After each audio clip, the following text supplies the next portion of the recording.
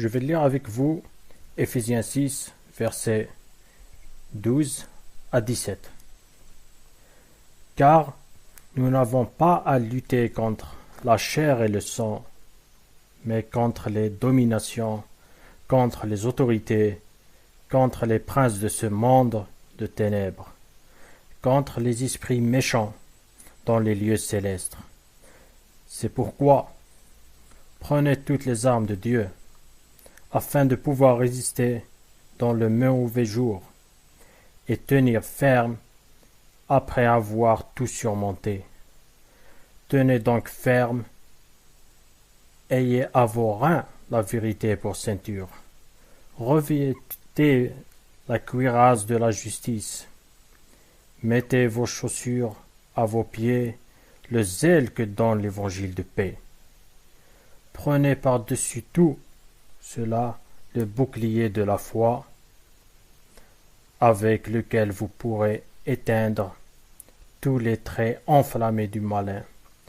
Prenez aussi le casque du salut et l'épée de l'esprit, qui est la parole de Dieu. C'est un bon verset qui nous apprend beaucoup de choses. Deux choses principales. La première, c'est que il nous avertit.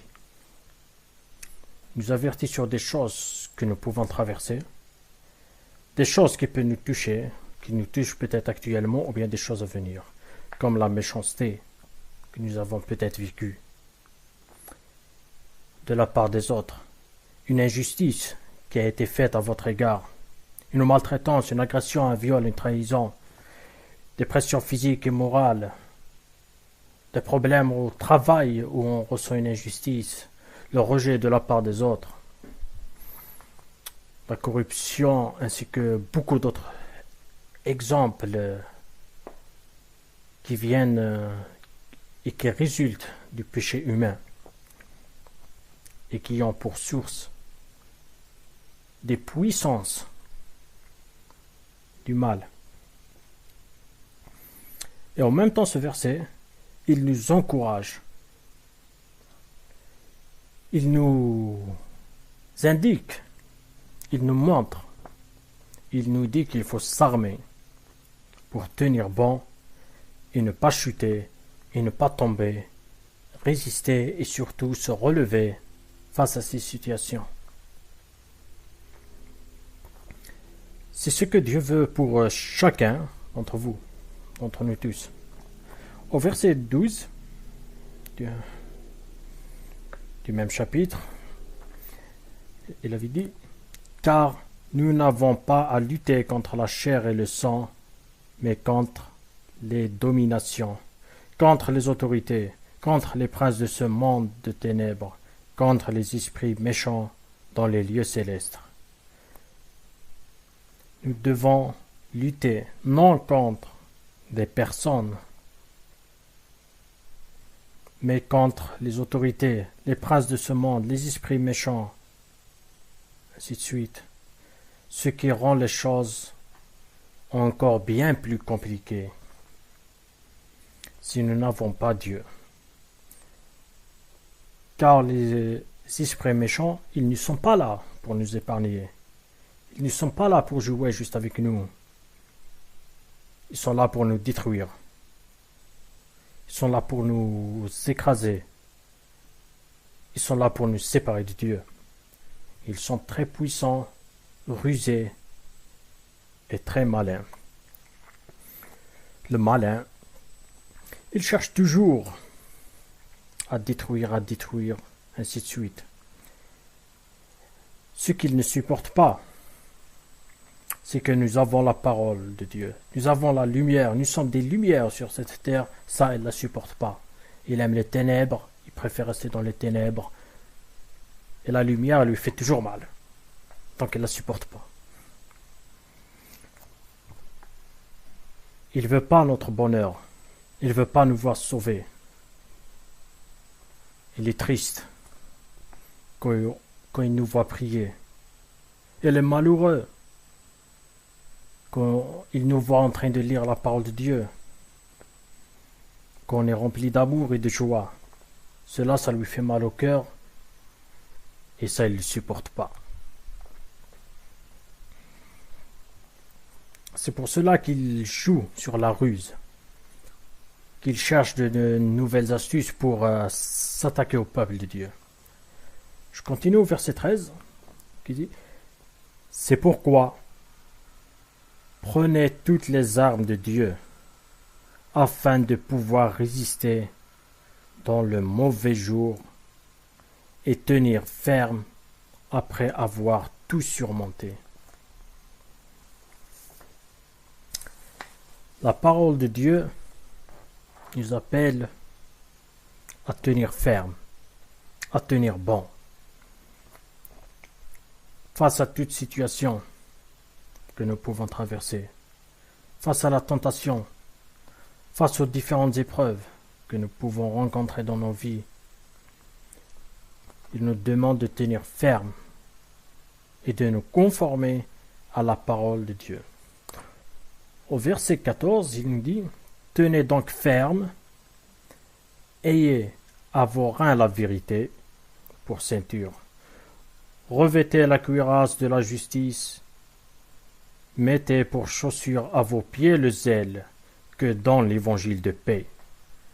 Prenez par-dessus tout cela le bouclier de la foi, avec lequel vous pourrez éteindre tous les traits enflammés du malin.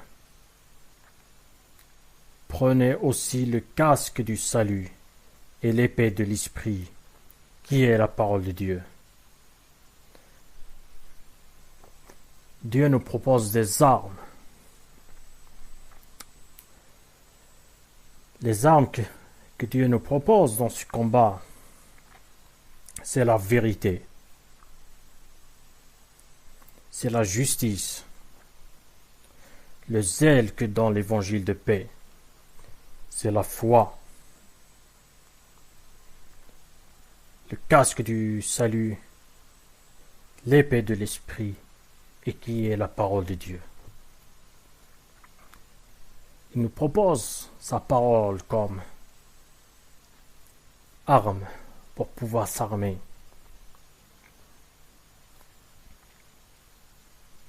Il veut, Dieu cherche à ce que nous nous positionnons face à toute situation. Face à une situation, une méchanceté, un problème que nous pouvons rencontrer quotidiennement, il veut que nous nous positionnons. Par rapport à quoi? Par rapport à sa parole. Il faut à chaque fois revenir à cela, revenir à sa parole, voir ce que sa parole dit par rapport à ça, et nous conformer. Est-ce que on est conforme à ce que dit la parole de Dieu, oui ou non? Si oui, on continue. Si c'est non, on doit nous conformer. Il n'y a rien de mal d'être dans l'erreur. L'essentiel, c'est de se rendre compte et de se conformer. Et c'est ce que Dieu veut que ses enfants se conforment de jour en jour à sa parole. Une parole vivante, une parole éternelle.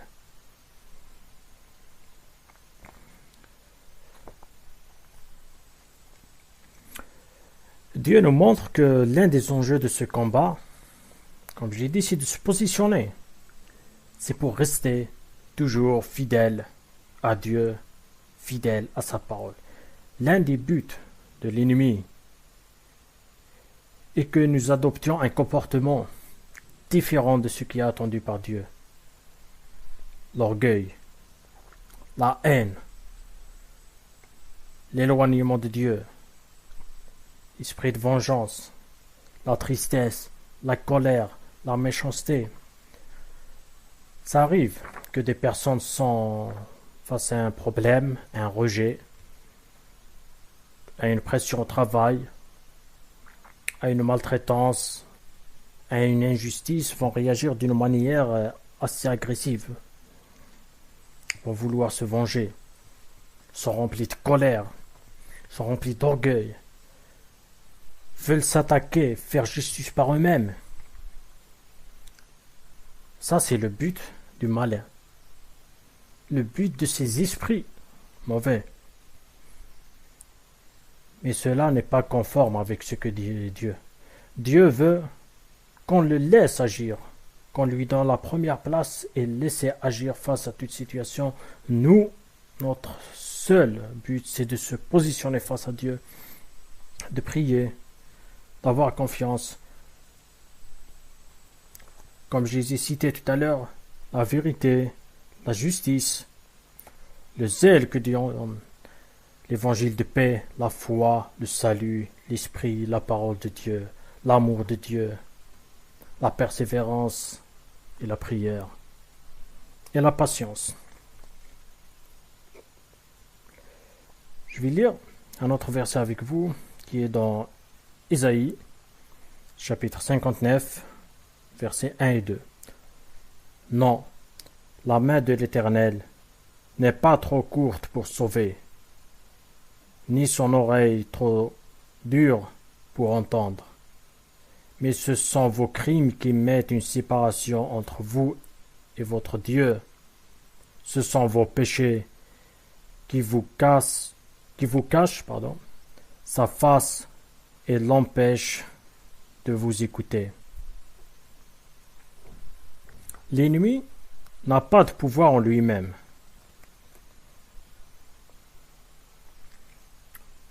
Mais il a la ruse. Il est malin. Sa ruse est de nous éloigner du joug de Dieu en nous poussant vers le péché. Il essaiera toujours de vous suggérer une justice qui est contraire à la parole de Dieu. Une justice qui est peut-être et qui est souvent logique avec ce monde. Il va nous pousser vers cela, mais en contrepartie, on offense Dieu. Mais lorsque vous réagissez conformément à l'ennemi, des paroles de mort sont libérées de votre bouche. Mais si vous réagissez selon la parole de Dieu, les paroles de vie seront attachées à vous. Il faut adopter une attitude divine qui va nous permettre de rester humbles, soumis à Dieu et laisser la main de Dieu intervenir dans notre réalité. Nous savons que l'humilité précède la gloire. Nous devons donc sortir de l'embrouille de l'ennemi, de Satan, du diable. La vie, les personnes sont peut-être dures avec vous. Mais Dieu